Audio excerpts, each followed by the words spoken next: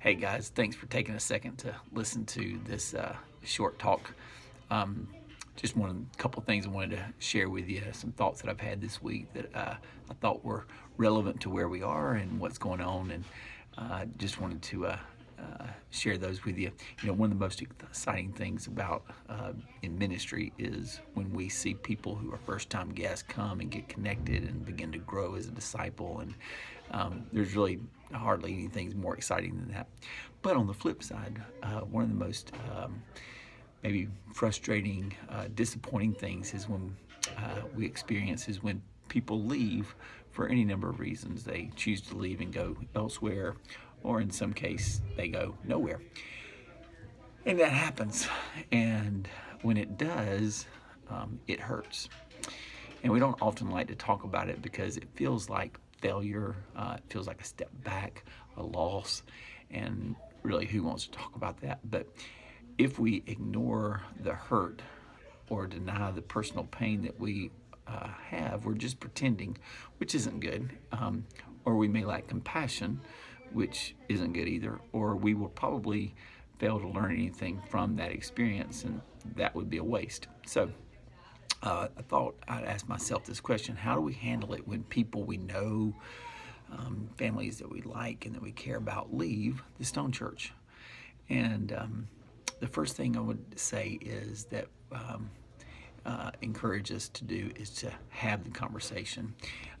It's often one of the most awkward talks you can have with people. You remember the old breakup talks you had when you were in your early dating days? The same old, it's not you, it's me line, or some variation is said in hopes of lessening the pain of that split. But it doesn't. And regardless of the reasons people offer when they leave, we take it personally, and it hurts. But we have the conversation anyway because we don't want people to ride off into the sunset and say, you know, nobody even cared enough to ask. So as uncomfortable as a call may be or a meeting might be, we have to do it. And in those conversations, here are a couple things to kind of keep in mind. First is don't be defensive. And this is my tendency, is I want to be defensive because I want to rise up and answer every complaint. And there are likely explanations that you could give and offer and reasons for the way things are, but try to provide those at this point is usually counterproductive. So don't be defensive. Number two, just listen. Ask them, genuinely ask them, is there anything that you can share with me as to how we can improve? Three is don't beg. There is no value in begging someone to stay. If their heart is not in it, then it is best for them to move on for now. But we want to leave the door open. There's no reason to burn bridges. You never know what God may do and have in store for the future, and you don't want to have to dread running into them in the grocery store because you're embarrassed by the way you handle the situation. We always want to take the high road and rise above the drama.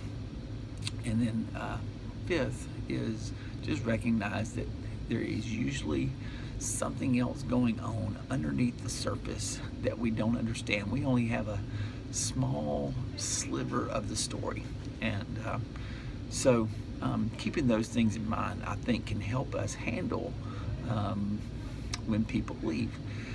You know, last week, Bruce and Kim Rollerson, as they have done for several years now, they pruned the crepe myrtles there at the church.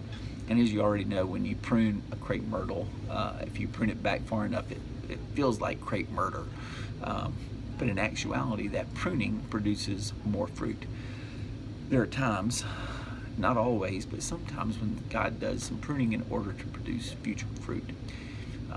This is true in our individual lives, but it's also true in the life of a church. And I personally want to be a disciple who bears much fruit, and I want us to be a church who bears much fruit. And so let's just keep growing together. And you know, Tracy and I are so grateful for each of you, for your faithfulness to Jesus and your loyalty to the Stone Church. And your lives bring us so much joy as we watch you love each other and serve our community. Grace and peace.